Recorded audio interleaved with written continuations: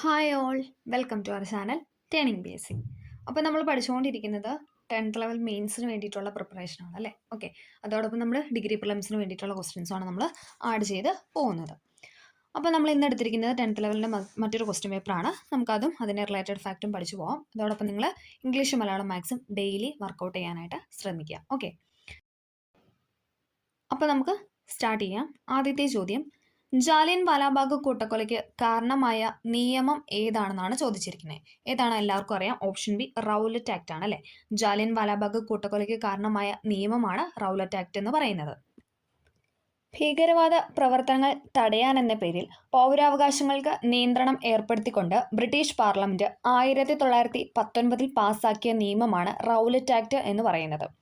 ഭീകരവാദ പ്രവർത്തനങ്ങൾ തടയാൻ എന്ന പേരിൽ പൗരാവകാശങ്ങൾക്ക് നിയന്ത്രണം ഏർപ്പെടുത്തിക്കൊണ്ട് ബ്രിട്ടീഷ് പാർലമെന്റ് ഏത് വർഷമാണ് 1919 പാസാക്കിയ നിയമമാണ് റൗലറ്റ് നിയമം എന്ന് പറയുന്നത്. റൗലറ്റ് നിയമത്തിനെ ഗാന്ധിജി വിശേഷിപ്പിച്ചത് കരിനിയമം എന്നാണ്. കരിനിയമം എന്നാണ് റൗലറ്റ് ആക്ടിനെ ഗാന്ധിജി വിശേഷിപ്പിച്ചത്. 1919 മാർച്ച് 10 റൗലറ്റ് നിയമം നിലവിൽ വന്നത്. 1919 മാർച്ച് 10 റൗലറ്റ് നിയമം നിലവിൽ വന്നത്. റൗലറ്റ് നിയമം ബ്രിട്ടീഷ് സർക്കാരിന് നൽകിയ അധികാരങ്ങൾ ഏതൊക്കെയാണ്? നമുക്ക് സ്റ്റേറ്റ്മെന്റ് ആയിട്ട് എപ്പോഴും ചോദിക്കുന്നതാണ്. നമുക്കൊന്ന് നോക്കാം. ഏതൊരു പൗരനെയും അറസ്റ്റ് ചെയ്ത് വിചാരണ കൂടാതെ ജയിലിൽ അടയ്ക്കാം. ഏത് സമയത്തും എവിടെയും പരിശോധന നടത്താനും തടങ്കലിൽ വയ്ക്കാനും ബ്രിട്ടീഷ് പോലീസിന് അധികാരം ലഭിച്ചു. ഏതൊരു ഇന്ത്യക്കാരനെയും വാറന്റ് ഇല്ലാതെ അറസ്റ്റ് ചെയ്യാം. വിചാരണ കൂടാതെ അനിശ്ചിതകാലം തടവിലിടാം. പ്രത്യേക കോടതികളിൽ രഹസ്യ വിചാരണ നടത്താം. കോടതി വിധിക്കെതിരെ അപ്പീൽ നിഷേധിക്കാം. ഇത്രയുമായിരുന്നു റൗലറ്റ് നിയമം ബ്രിട്ടീഷ് സർക്കാരിന് നൽകിയ അധികാരങ്ങൾ എന്ന് പറയുന്നത്. ഏതൊരു പൗരനെയും അറസ്റ്റ് ചെയ്ത് വിചാരണ കൂടാതെ ജയിലിൽ അടയ്ക്കാം. ഏത് സമയത്തും എവിടെയും പരിശോധന നടത്താനും തടങ്കലിൽ വെക്കാനും ബ്രിട്ടീഷ് പോലീസിന് അധികാരം ലഭിച്ചു. ഏതൊരു ഇന്ത്യക്കാരനെയും വാറന്റ് ഇല്ലാതെ അറസ്റ്റ് ചെയ്യാം. വിചാരണ കൂടാതെ അനിശ്ചിതകാലം തടവിലിടാം. പ്രത്യേക കോടതികളിൽ രഹസ്യ വിചാരണ നടത്താം. കോടതി വിധിക്കെതിരെ അപ്പീൽ നിഷേധിക്കാം. ഇത്രയുമായിരുന്നു എന്തെന്ന് പറയുന്നത് ബ്രിട്ടീഷ് സർക്കാരിന് നൽകിയ അധികാരങ്ങൾ എന്ന് പറയുന്നത്. ഗാന്ധിജിയുടെ ദേശീയ രാഷ്ട്രീയത്തിലേക്കുള്ള കാൽവയ്പായിരുന്നു റൗലറ്റ് സത്യാഗ്രഹം എന്ന് പറയുന്നത്. ഗാന്ധിജിയുടെ ദേശീയ രാഷ്ട്രീയത്തിലേക്കുള്ള കാൽവയ്പാണ് റൗലറ്റ് സത്യാഗ്രഹം. റൗലറ്റ് നിയമത്തെ അനുകൂലിച്ച് വോട്ട് ചെയ്ത ഒരേ ഒരു ഇന്ത്യക്കാരനായിരുന്നു ആര്? ചേറ്റൂർ ശങ്കരൻ നായർ. സി ശങ്കരൻ നായർ എന്ന് പറയുന്ന ചേറ്റൂർ ശങ്കരൻ നായർ ആയിരുന്നു റൗലറ്റ് നിയമത്തെ അനുകൂലിച്ച് വോട്ട് ചെയ്ത ഒരേ ഒരു ഇന്ത്യക്കാരൻ എന്ന് പറയുന്നത്. ജാലിയൻ വാലാബാഗ് കൂട്ടക്കൊലയ്ക്ക് കാരണമായ നിയമമാണ് ഇത് റൗലറ്റ് നിയമം എന്ന് പറയുന്നത്. അതാണ് നമ്മുടെ ക്വസ്റ്റ്യൻ. ഓക്കെ, ജാലിയൻ വാലാബാഗ് കൂട്ടക്കൊലയ്ക്ക് കാരണമായ നിയമമാണ് റൗലറ്റ് നിയമം. റൗലറ്റ് നിയമത്തിനെതിരെ പ്രതിഷേധിക്കാൻ ഗാന്ധിജി 1919 ആരംഭിച്ച സംഘടനയാണ് സത്യാഗ്രഹ സഭ എന്ന് പറയുന്നത്. റൗലറ്റ് നിയമത്തിനെതിരെ പ്രതിഷേധിക്കാനായിട്ട് ഗാന്ധിജി 1919 ആരംഭിച്ച സംഘടന ചോദിച്ചാൽ അത് സത്യാഗ്രഹ സഭയാണ്. സത്യാഗ്രഹ സഭ. ഗാന്ധിജി സത്യാഗ്രഹ സഭ ആരംഭിച്ചത് എവിടെയെന്ന് വെച്ചാൽ അത് ബോംബെയിലാണ്. ഗാന്ധിജി സത്യാഗ്രഹ സഭ ആരംഭിച്ചത് ബോംബെയിലാണ്. ഓക്കെ, നമുക്ക് റൗലറ്റ് നിയമവുമായി ബന്ധപ്പെട്ട ഒരു പ്രീവിയസ് ഇയർ ക്വസ്റ്റ്യൻ നോക്കാം. അത് സ്റ്റേറ്റ്മെന്റ് ആയിരുന്നു. 4 പോയിന്റ് തന്നിട്ടുണ്ടായിരുന്നു. വിചാരണ കൂടാതെ അനിശ്ചിതകാലം തടവിലിടാം. അത് ശരിയാണല്ലേ, നമ്മൾ പറഞ്ഞൊരു പോയിന്റാണ്. വിചാരണ കൂടാതെ അനിശ്ചിതകാലം തടവിലിടാം. ഏതൊരു ഇന്ത്യക്കാരനെയും വാറന്റ് ഇല്ലാതെ അറസ്റ്റ് ചെയ്യും. അതും ശരിയായിട്ടുള്ള കാര്യമാണ്. ഏതൊരു ഇന്ത്യക്കാരനെയും വാറന്റ് ഇല്ലാതെ അറസ്റ്റ് ചെയ്യാം. 1909 ഈ നിയമം നിലവിൽ വന്നത്. തെറ്റാണല്ലേ. 1919 1919 റൗലറ്റ് നിയമം നിലവിൽ വന്നത്. ഓക്കെ, പ്രത്യേക കോടതികൾ രഹസ്യ വിചാരണ നടത്താം. ആ ഒരു പോയിന്റും ശരിയാണ്. പഞ്ചാബിലെ അമൃത്സറിൽ വെച്ചാണ് 1919 ഏപ്രിൽ 13 ജാലിയൻ വാലാബാഗ് കൂട്ടക്കൊല നടന്നത്. പഞ്ചാബിലെ അമൃത്സറിൽ വെച്ചിട്ടാണ് 1919 ഏപ്രിൽ 13 ജാലിയൻ വാലാബാഗ് കൂട്ടക്കൊല നടന്നത്. പഞ്ചാബിൽ റൗലറ്റ് വിരുദ്ധ സമരങ്ങൾക്ക് നേതൃത്വം കൊടുത്ത ആരാണെന്ന് വെച്ചാൽ അത് ഡോക്ടർ സത്യപാലും സൈഫുദ്ദീൻ കിച്ലുവുമാണ്. PYQ ആണ്. പഞ്ചാബില് റൗലറ്റ് വിരുദ്ധ സമരങ്ങൾക്ക് നേതൃത്വം നൽകിയവർ ആരൊക്കെയാണെന്ന് വെച്ചാൽ അത് ഡോക്ടർ സത്യപാലും സൈഫുദ്ദീൻ കിച്ലുവുമാണ്. ഇത്രയുമാണ് നമുക്ക് ജാലിയൻ വാലാബാഗ് കൂട്ടക്കൊലയുമായിട്ട് ബന്ധപ്പെട്ട് പറയാനുള്ളത്. പിന്നെ PYQ ആയിട്ട് ചോദിച്ച 2 ക്വസ്റ്റ്യൻ കൂടെ നമുക്ക് ഇതിനോടൊപ്പം പറയാം. ജാലിയൻ വാലാബാഗ് കൂട്ടക്കൊല നടന്ന വർഷം ഏതാണെന്ന് ചോദിച്ചിട്ടുണ്ട്. അത് 1919 2024 ചോദിച്ചൊരു ക്വസ്റ്റ്യനാണ്. ജാലിയൻ വാലാബാഗ് കൂട്ടക്കൊല നടന്ന വർഷം ചോദിച്ചാൽ അത് 1919. ഇനി റൗലറ്റ് വിരുദ്ധ സമരവുമായി ബന്ധപ്പെട്ട് നടന്ന ദാരുണ സംഭവം ചോദിച്ചാൽ അത് ജാലിയൻ വാലാബാഗ് കൂട്ടക്കൊലയാണ്. റൗലറ്റ് വിരുദ്ധ സമരങ്ങളുമായി ബന്ധപ്പെട്ട് നടന്ന ദാരുണ സംഭവമാണ് ജാലിയൻ വാലാബാഗ് കൂട്ടക്കൊല. ബ്രിട്ടീഷ് സർക്കാരിന്റെ ഏത് നിയമത്തിനെതിരായിരുന്നു ജനങ്ങൾ ജാലിയൻ വാലാബാഗിൽ പ്രതിഷേധ സമരത്തിന് ഒത്തുചേർന്നതെന്ന് ചോദിച്ചിട്ടുണ്ട്. അതേതാണെന്ന് ചോദിച്ചാൽ അത് റൗലറ്റ് നിയമമാണ്. ബ്രിട്ടീഷ് സർക്കാരിന്റെ ഏത് നിയമത്തിനെതിരായിരുന്നു ജനങ്ങൾ ജാലിയൻ വാലാബാഗിൽ പ്രതിഷേധ സമരത്തിന് ഒത്തുചേർന്നതെന്ന് ചോദിച്ചാൽ അത് റൗലറ്റ് നിയമമാണ്. ഓക്കെ, അടുത്തത് പ്ലാസി യുദ്ധം ബ്രിട്ടീഷ് ഭരണത്തിന് അടിത്തറ പാകിയെങ്കിൽ ജാലിയൻ വാലാബാഗ് അത് ഇളക്കി. ഇത് ആരുടെ വാക്കുകളാണെന്നാണ് ചോദിച്ചിരിക്കുന്നത്. ആരുടെയാണ്? ഓപ്ഷൻ എ മഹാത്മാ ഗാന്ധിജിയാണ്. ഗാന്ധിജി പറഞ്ഞ വാക്കുകളാണ്. പ്ലാസി യുദ്ധം ബ്രിട്ടീഷ് ഭരണത്തിന് അടിത്തറ പാകിയെങ്കിൽ ജാലിയൻ വാലാബാഗ് അടിത്തറ ഇളക്കി എന്ന് പറഞ്ഞത് മഹാത്മാ ഗാന്ധിയാണ്. ജാലിയൻ വാലാബാഗ് ദുരന്തത്തെ ലജ്ജാവഹം എന്ന് വിശേഷിപ്പിച്ച ബ്രിട്ടീഷ് പ്രധാനമന്ത്രിയാണ് ഡേവിഡ് കാമറൂൺ എന്ന് പറയുന്നത്. ജാലിയൻ വാലാബാഗ് ദുരന്തത്തെ ലജ്ജാവഹം എന്ന് വിശേഷിപ്പിച്ച ആരാണെന്ന് വെച്ചാൽ അത് ഡേവിഡ് കാമറൂൺ ആണ്. ഹണ്ടർ കമ്മീഷൻ റിപ്പോർട്ട് ബ്രിട്ടീഷ് ഉദ്യോഗസ്ഥരുടെ ജോലിയെ വെള്ളപൂശാനുള്ള ശ്രമമാണെന്ന് ഗാന്ധിജി അഭിപ്രായപ്പെട്ടു. ഹണ്ടർ കമ്മീഷൻ റിപ്പോർട്ട് അല്ലെ, ജാലിയൻ വാലാബാഗ് കൂട്ടക്കൊലയെക്കുറിച്ച് അന്വേഷിക്കാനുള്ള കമ്മീഷനാണ് ഹണ്ടർ കമ്മീഷൻ എന്ന് പറയുന്നത്. ഹണ്ടർ കമ്മീഷൻ റിപ്പോർട്ട് ബ്രിട്ടീഷ് ഉദ്യോഗസ്ഥരുടെ ജോലിയെ വെള്ളപൂശാനുള്ള ശ്രമമാണെന്ന് പറഞ്ഞ വ്യക്തി അല്ലെങ്കിൽ അങ്ങനെ അഭിപ്രായപ്പെട്ടത് ആരാണെന്ന് വെച്ചാൽ അത് മഹാത്മാ ഗാന്ധിയാണ്. പറയാനാവാത്ത ക്രൂരമായ പ്രവൃത്തി എന്ന് ജാലിയൻ വാലാബാഗിനെ വിശേഷിപ്പിച്ചാരെന്ന് വെച്ചാൽ അത് വിൻസ്റ്റൺ ചർച്ചിലാണ്. പറയാനാവാത്ത ക്രൂരമായ പ്രവൃത്തി എന്ന് ജാലിയൻ വാലാബാഗ് സംഭവത്തെ പറ്റി വിശേഷിപ്പിച്ചാരാണെന്ന് വെച്ചാൽ അത് വിൻസ്റ്റൺ ചർച്ചിലാണ്.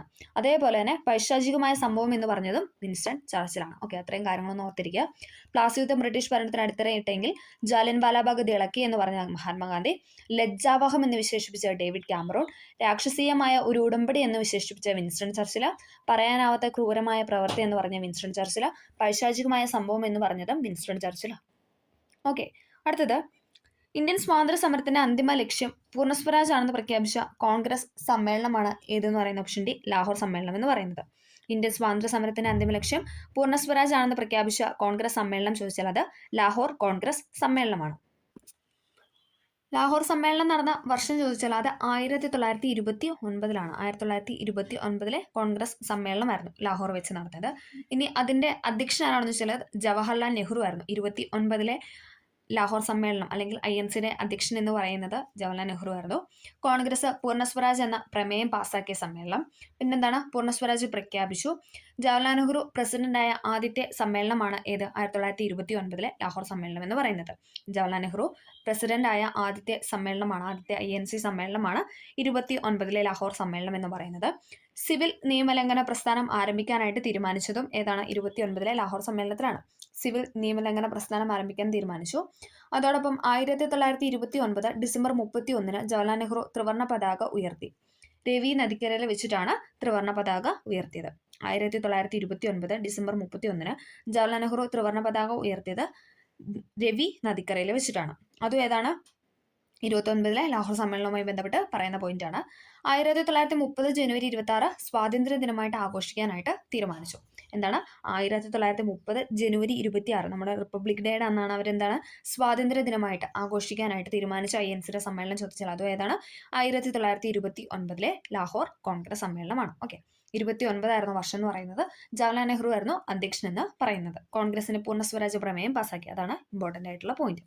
അടുത്തത് ബംഗാൾ വിഭജനം നടത്തിയ ബ്രിട്ടീഷ് വൈസ്രോയി ആണ് ആരെന്ന് പറയുന്നത്? കഴ്സൺ പ്രഭു അല്ലെ. ബംഗാൾ വിഭജനം നടത്തിയ ബ്രിട്ടീഷ് വൈസ്രോയി ആണ് ഓപ്ഷൻ ഡി കഴ്സൺ പ്രഭു എന്ന് പറയുന്നത്. ഇന്ത്യയിൽ ഭിന്നിപ്പിച്ചു ഭരിക്കുക എന്ന നയത്തിന്റെ ഉത്തമ ഉദാഹരണമായിരുന്നു ലോർഡ് കഴ്സൺ നടപ്പിലാക്കിയ ബംഗാൾ വിഭജനം എന്ന് പറയുന്നത്.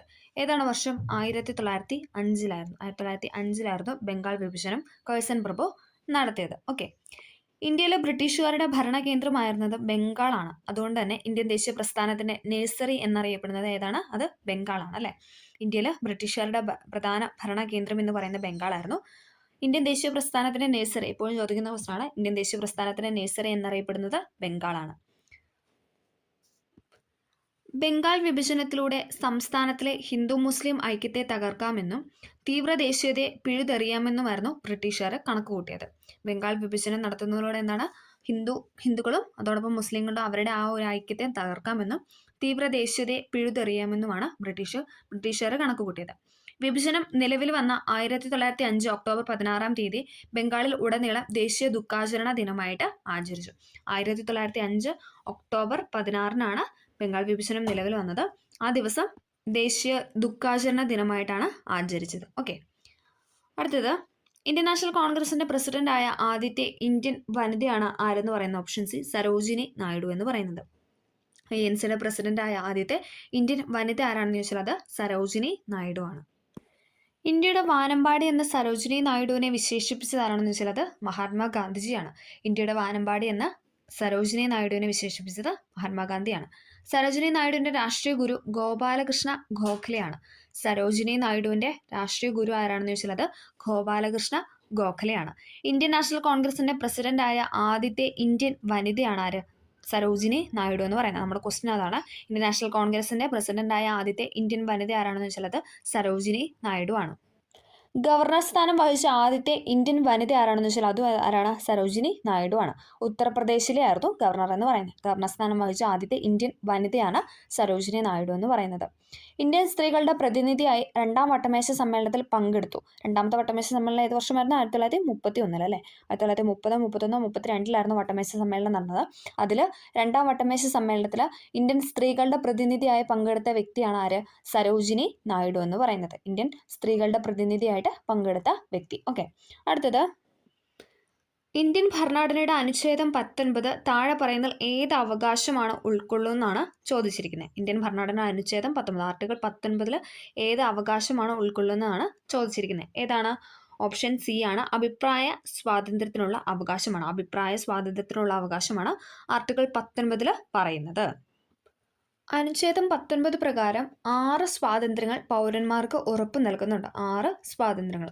അതിൽ 19(1)(a) എന്ന് പറയുമ്പം സംസാരത്തിനും ആശയപ്രകടനത്തിനുമുള്ള സ്വാതന്ത്ര്യം. 19(1)(b) പറയുകയാണെങ്കിൽ സമാധാനപരമായും ആയുധങ്ങൾ കൂടാതെയും സമ്മേളിക്കാനുള്ള സ്വാതന്ത്ര്യം. 19(1)(c) ആണെങ്കിൽ സമാജങ്ങളോ യൂണിയനുകളോ രൂപീകരിക്കാനുള്ള സ്വാതന്ത്ര്യം. 19(1)(d) ആണെങ്കിൽ ഭാരതത്തിൻ്റെ ഭൂപ്രദേശത്ത് എവിടെയും സ്വതന്ത്രമായി സഞ്ചരിക്കാനുള്ള സ്വാതന്ത്ര്യം. 19(1)(e) ആണെങ്കിൽ ഭാരതത്തിൻ്റെ ഭൂപ്രദേശത്ത് ഏതു ഭാഗത്തും താമസിക്കാനും സ്ഥിര താമസമാക്കുവാനുള്ള സ്വാതന്ത്ര്യം. അതോടൊപ്പം 19(1)(g) ആണെങ്കിൽ ഏതെങ്കിലും വൃത്തിയിൽ ഏർപ്പെടുകയോ ഏതെങ്കിലും തൊഴിലോ വ്യാപാരമോ ബിസിനസ്സോ ചെയ്യാനുള്ള സ്വാതന്ത്ര്യമാണ് 19 ക്ലോസിൽ പറയുന്നത്. സംസാരത്തിനും ആശയപ്രകടനത്തിനുമുള്ള സ്വാതന്ത്ര്യം, സമാധാനപരമായ ആയുധങ്ങൾ കൂടാതെയും സമ്മേളിക്കാനുള്ള സ്വാതന്ത്ര്യം, യൂണിയനുകൾ രൂപീകരിക്കാനുള്ള സ്വാതന്ത്ര്യം, എവിടെയും സ്വതന്ത്രമായി സഞ്ചരിക്കാനുള്ള സ്വാതന്ത്ര്യം, സ്ഥിരവാസമാക്കാനുള്ള സ്വാതന്ത്ര്യം, പിന്നെന്താണ്? ഏത് തൊഴിൽ ചെയ്യാനും വ്യാപാരമോ ബിസിനസ്സോ ചെയ്യാനുള്ള സ്വാതന്ത്ര്യമാണ് 19 ക്ലോസിൽ പറയുന്നത്. ഓക്കെ, ഇത്രയും കാര്യങ്ങളൊന്ന് ഓർത്തു വയ്ക്കുക. അടുത്തത് സ്വത്തവകാശം മൗലിക അവകാശങ്ങളിൽ നിന്ന് നീക്കം ചെയ്തത് ഏതു ഭരണഘടനാ ഭേദഗതിയിലൂടെയാണെന്നാണ് ചോദിച്ചിരിക്കുന്നത്. സ്വത്തവകാശം മൗലികാവകാശങ്ങളിൽ നിന്ന് നീക്കം ചെയ്തത് 44-ാം ഭരണഘടനാ ഭേദഗതി പ്രകാരമാണ്. 1978 44-ാം ഭരണഘടനാ പ്രകാരമാണ് സ്വത്തവകാശത്തെ എന്താണ് മൗലികാവകാശങ്ങളിൽ നിന്ന് നീക്കം ചെയ്തത്. 44-ാം ഭരണഘടനാ ഭേദഗതി പ്രകാരം കൂട്ടിച്ചേർത്ത ആർട്ടിക്കിളാണ് 300A എന്ന് പറയുന്നത്. 44-ാം ഭരണഘടനാ ഭേദഗതി പ്രകാരം കൂട്ടിച്ചേർത്ത ആർട്ടിക്കിൾ ചോദിക്കുകയാണെങ്കിൽ അത് 300A. 300A പരാമർശിച്ചിരിക്കുന്ന കാര്യം എന്താണെന്ന് ചോദിച്ചാൽ അത് സ്വത്തവകാശത്തെ പറ്റിയാണ്. നിലവിൽ സ്വത്തവകാശത്തെക്കുറിച്ച് പരാമർശിക്കുന്ന ആർട്ടിക്കിളാണ് 300A എന്ന് പറയുന്നത്. സ്വത്തവകാശം എന്നത് നമ്മുടെ മൗലിക അവകാശങ്ങളിൽ നിന്ന് നീക്കം ചെയ്തു അല്ലേ? 44-ാം ഭരണഘടനാ ഭേദഗതി പ്രകാരം നീക്കം ചെയ്തു. നിലവിലെ സ്വത്തവകാശം എന്ന് പറയുന്നത് എന്താണ്? ഭരണഘടനാപരമായ അവകാശം അല്ലെങ്കിൽ നിയമാവകാശമായിട്ടാണ് ഉൾക്കൊള്ളിച്ചിരിക്കുന്നത്. ഓക്കെ, ഭരണഘടനാപരമായ അവകാശം അല്ലെങ്കിൽ നിയമാവകാശമായിട്ടാണ് നിലവിൽ സ്വത്തവകാശത്തെക്കുറിച്ച് പരാമർശിക്കുന്നത്. 44-ാം ഭരണഘടനാ ഭേദഗതി നിലവിൽ വരുമ്പോൾ രാഷ്ട്രപതി ആരാണെന്ന് വെച്ചുള്ളത് നീലം സഞ്ജീവ റെഡ്ഡിയാണ്. 44-ാം ഭരണഘടനാ ഭേദഗതി നമ്മൾ പറഞ്ഞു 1978 പറഞ്ഞു. നിലവിൽ വന്ന എന്താണെന്ന് ചോദിച്ചാൽ 1979. ഓക്കെ, അപ്പം അത് നിലവിൽ വരുമ്പോൾ രാഷ്ട്രപതി ആരാണെന്ന് വെച്ചാൽ അത് നീലം സഞ്ജീവ റെഡ്ഡിയും പ്രധാനമന്ത്രി ആരാണെന്ന് വെച്ചാൽ അത് മൊറാർജി ദേശായിയുമാണ്. 44-ാം ഭേദഗതി നിലവിൽ വരുമ്പോൾ രാഷ്ട്രപതി നീലം സഞ്ജീവ റെഡ്ഡിയും പ്രധാനമന്ത്രി മൊറാർജി ദേശായിയുമാണ്. അടുത്ത ക്വസ്റ്റ്യൻ, ഇന്ത്യൻ ഭരണഘടനയിലെ മൗലിക അവകാശങ്ങൾ എന്ന ആശയം സ്വീകരിച്ചത് ഏത് രാജ്യത്തിൻ്റെ ഭരണഘടനയിൽ നിന്നുമാണെന്നാണ് ചോദിച്ചിരിക്കുന്നത്. ഏതാണ്? ഓപ്ഷൻ എ അമേരിക്കയിൽ നിന്നുമാണ്. അമേരിക്ക അല്ലെങ്കിൽ യു.എസ്. ഭരണഘടനയിൽ നിന്നുമാണ് മൗലിക അവകാശങ്ങൾ അല്ലെങ്കിൽ ഫണ്ടമെന്റൽ റൈറ്റ് എന്ന ആശയം ഇന്ത്യ സ്വീകരിച്ചിരിക്കുന്നത്.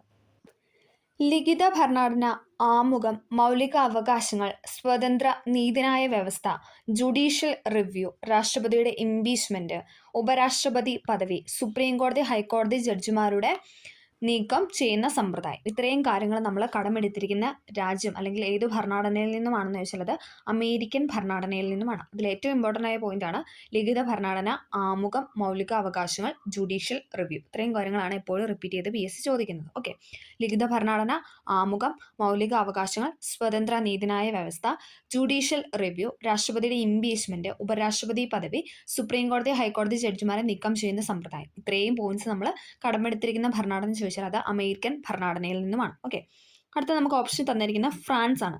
ഫ്രാൻസിൽ നിന്നും കടമെടുത്ത കാര്യങ്ങൾ ഏതൊക്കെയാണ്? റിപ്പബ്ലിക്, സ്വാതന്ത്ര്യം, സമത്വം, സാഹോദര്യം. സ്വാതന്ത്ര്യ, സമത്വ, സാഹോദര്യം നമുക്കറിയാം നമ്മുടെ ആമുഖത്തിൽ ഉൾക്കൊള്ളിച്ചിരിക്കുന്ന 3 കാര്യങ്ങളാണ് അല്ലേ. ഓക്കെ, അത് 3 നമ്മൾ കടമെടുത്തിരിക്കുന്ന രാജ്യം ചോദിച്ചാൽ അത് ഫ്രാൻസിൽ നിന്നുമാണ്. അതോടൊപ്പം റിപ്പബ്ലിക് ഉണ്ട്. റിപ്പബ്ലിക്, സ്വാതന്ത്ര്യം, സമത്വം, സാഹോദര്യം എന്നീ പറയുന്ന കാര്യങ്ങൾ നമ്മൾ കടമെടുത്തിരിക്കുന്ന ഫ്രാൻസ് ഭരണഘടനയിൽ നിന്നുമാണ്. അടുത്തത് നമുക്ക് തന്നിരിക്കുന്ന ഓപ്ഷൻ എന്ന് പറഞ്ഞാൽ കാനഡയാണ്. ഓക്കെ, കാനഡയിൽ നിന്ന് എപ്പോഴും ചോദിക്കുന്നതാണ് യൂണിയൻ ലിസ്റ്റ്, സ്റ്റേറ്റ് ലിസ്റ്റ്, അവശിഷ്ട അധികാരങ്ങൾ, അതോടൊപ്പം അർദ്ധ ഫെഡറൽ ഗവൺമെന്റ്. ഇത്രയും പോയിന്റ്സ് നമ്മൾ എടുത്തിരിക്കുന്നത് കാനഡ അല്ലെങ്കിൽ കനേഡിയൻ ഭരണഘടനയിൽ നിന്നുമാണ്. യൂണിയൻ ലിസ്റ്റ്, സ്റ്റേറ്റ് ലിസ്റ്റ്, അവശിഷ്ട അധികാരങ്ങൾ, അർദ്ധ ഫെഡറൽ ഗവൺമെന്റ്, ശക്തമായ കേന്ദ്ര ഗവൺമെന്റോട് കൂടിയ ഫെഡറൽ സമ്പ്രദായം, അതാണ് അർദ്ധ ഫെഡറൽ ഗവൺമെന്റ് കൊണ്ട് ഉദ്ദേശിക്കുന്നത്. ഇതെല്ലാം ഈ പോയിന്റ്സ് എല്ലാം നമ്മൾ കടമെടുത്തിരിക്കുന്ന ഭരണഘടന ചോദിച്ചാൽ അത് കനേഡിയൻ ഭരണഘടനയിൽ നിന്നുമാണ്. അടുത്ത സോവിയറ്റ് യൂണിയൻ അഥവാ റഷ്യയാണ് ചോദിച്ചിരിക്കുന്നത് അല്ലെ. സോവിയറ്റ് യൂണിയൻ, USSR അല്ലെങ്കിൽ റഷ്യ. റഷ്യയിൽ നിന്ന് കടമെടുത്ത ആശയങ്ങളാണ് മൗലിക കടമകൾ. എപ്പോഴും ചോദിക്കുന്നതാണ് മൗലിക കടമകൾ, പഞ്ചവത്സര പദ്ധതികൾ. മൗലിക കടമകൾ, പഞ്ചവത്സര പദ്ധതികൾ, ഈ 2 ആശയങ്ങൾ നമ്മൾ കടമെടുത്തിരിക്കുന്നത് USSR അഥവാ റഷ്യൻ ഭരണഘടനയിൽ നിന്നുമാണ്. ഓക്കെ, ഒന്നും കൂടെ പറയാം. അമേരിക്കയിൽ നിന്ന് എടുത്തിരിക്കുന്നതാണ് ലിഖിത ഭരണഘടന, ആമുഖം, മൗലിക അവകാശങ്ങൾ, ജുഡീഷ്യൽ റിവ്യൂ എന്നീ പറയുന്ന പോയിന്റ്സ്. ഫ്രാൻസിൽ നിന്നും എടുത്തതാണ് റിപ്പബ്ലിക്, സ്വാതന്ത്ര്യം, സമത്വം, സാഹോദര്യം. ഇനി കനേഡിയൻ ഭരണഘടനയിൽ നിന്നും എടുത്തതാണ് അർദ്ധ federal government, union list, state list, അവശിഷ്ട അധികാരങ്ങൾ. സോവിയറ്റ് യൂണിയൻ അഥവാ റഷ്യയിൽ നിന്നും എടുത്തിരിക്കുന്നതാണ് മൗലിക കടമകൾ, പഞ്ചവത്സര പദ്ധതികൾ. നമ്മളോട് എപ്പോഴും ചോദിക്കുന്ന ആണ് ബ്രിട്ടനിൽ നിന്ന് കടമെടുത്ത ആശയങ്ങൾ. ബ്രിട്ടനിൽ എടുത്താണ് നിയമവാഴ്ച, ഏക പൗരത്വം, പാർലമെന്ററി ഭരണ സമ്പ്രദായം എന്നൊക്കെ പറയുന്ന ഇവിടുന്നാണ് ബ്രിട്ടനിൽ നിന്ന് എടുത്തിരിക്കുന്നതാണ്. CAG, റിട്ടുകൾ, ഇതൊക്കെ നമ്മൾ ബ്രിട്ടനിൽ നിന്നാണ് എടുത്തിരിക്കുന്നത്. ഓക്കെ, ഏക പൗരത്വം, സിംഗിൾ സിറ്റിസൺഷിപ്പ്, നിയമവാഴ്ച, നിയമസമത്വം, പാർലമെന്ററി ഭരണ സമ്പ്രദായം, അതോടൊപ്പം CAG, പിന്നെന്താണ് റിട്ട്. ഇതൊക്കെ നമ്മൾ കടമെടുത്തിരിക്കുന്ന രാജ്യം ചോദിച്ചാൽ അത് ബ്രിട്ടൻ ഭരണഘടനയിൽ നിന്നുമാണ്. ബ്രിട്ടന്റെ ഭരണഘടനയിൽ നിന്നുമാണ്. അയർലൻഡാണ് ചോദിക്കുന്നതിൽ എപ്പോഴും ചോദിക്കുന്നതാണ് ഏതെന്ന് പറഞ്ഞാൽ രാജ്യസഭയിലേക്ക് അംഗങ്ങളെ നാമനിർദ്ദേശം ചെയ്യാനുള്ള രാഷ്ട്രപതിയുടെ അധികാരം, മാർഗനിർദ്ദേശക തത്വങ്ങൾ അല്ലെ. മാർഗനിർദ്ദേശക തത്വങ്ങൾ നമ്മൾ കടമെടുത്തിരിക്കുന്നത് അയർലൻഡ് ഭരണഘടനയിൽ നിന്നുമാണ്. മാർഗനിർദ്ദേശക തത്വങ്ങൾ എന്ന പോയിന്റ് നമ്മൾ കടമെടുത്തിരിക്കുന്ന രാജ്യം ചോദിച്ചത് അയർലൻഡ് ഭരണഘടനയിൽ നിന്നുമാണ്. ഓക്കെ, ഇത്രയും പോയിന്റ്സ് ആണ് നമുക്ക് ഇതുമായിട്ട് ബന്ധപ്പെട്ട് പറയാനുള്ളത്.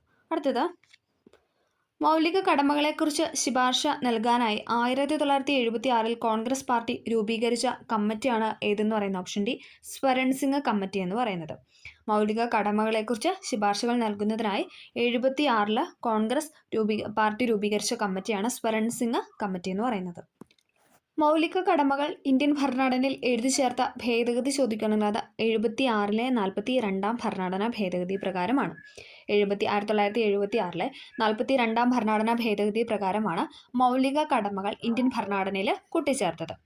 മൗലിക കടമകളെക്കുറിച്ച് പ്രതിപാദിക്കുന്ന ഭാഗം ചോദിച്ചാൽ അത് പാർട്ട് 4A പാർട്ട് 4A മൗലിക കടമകളെക്കുറിച്ച് പ്രതിപാദിക്കുന്നത്. ഇനി ആർട്ടിക്കിൾ ചോദിക്കണമെങ്കിൽ അത് 51A പാർട്ട് 4A 51A മൗലിക കടമകളെക്കുറിച്ച് പറയുന്ന ഭാഗവും ആർട്ടിക്കിളും എന്ന് പറയുന്നത്.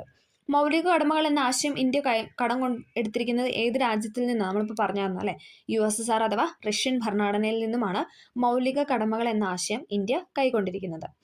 മൗലിക കടമകൾ ഇന്ത്യൻ ഭരണഘടനയിൽ ഉൾപ്പെടുത്തുമ്പോൾ പ്രധാനമന്ത്രി, നമുക്കറിയാം 42ാം ഭരണഘടനാ ഭേദഗതി എന്ന് പറയുന്നത് ഇന്ദിരാഗാന്ധിയുടെ ടൈമിലായിരുന്നു അല്ലേ. ഇന്ദിരാഗാന്ധി പ്രധാനമന്ത്രി ആയിരുന്ന സമയത്തായിരുന്നു 1976 42ാം ഭരണഘടനാ ഭേദഗതി എന്ന് പറയുന്നത്. ഇനി ആ സമയത്തെ രാഷ്ട്രപതി ചോദിക്കാനുള്ളത് ഫക്രുദ്ദീൻ അലി അഹമ്മദാണ്. 42ാം ഭരണഘടനാ ഭേദഗതി 1976 ടൈമിൽ ഇന്ത്യൻ രാഷ്ട്രപതി ആരാണെന്ന് ചോദിച്ചാൽ അത് ഫക്രുദ്ദീൻ അലി അഹമ്മദാണ്. 42ാമത് ഭരണഘടനാ ഭേദഗതിയിലൂടെ ഉൾപ്പെടുത്തിയ മൗലിക കടമകളുടെ എണ്ണം എന്ന് പറയുന്നത് 10. ഓക്കെ, 42ാം ഭരണഘടനാ ഭേദഗതിയിലൂടെ ഉൾപ്പെടുത്തിയ മൗലിക കടമകളുടെ എണ്ണം ചോദിച്ചാൽ അത് 10. നിലവിലെ മൗലിക കടമകളുടെ എണ്ണം ചോദിച്ചാൽ അത് 11. ഓക്കെ, അതൊന്ന് ഓർത്തിരിക്കണം. 42ാം ഭരണഘടനാ ഭേദഗതി പ്രകാരം കൂട്ടിച്ചേർത്ത ആർട്ടിക്കിളാണ് ഇതെന്ന് പറഞ്ഞാൽ 51A. അപ്പോൾ അതിൽ നമ്മൾ പറയുന്ന മൗലിക കടമകളുടെ എണ്ണം എന്ന് പറയുന്നത് 10. പക്ഷേ നിലവിലെ മൗലിക കടമകളുടെ എണ്ണം എന്ന് പറയുന്നത് അത് 11. അത് ഏതാണ് ആ 11ാമതായിട്ട് കൂട്ടിച്ചേർത്തത്?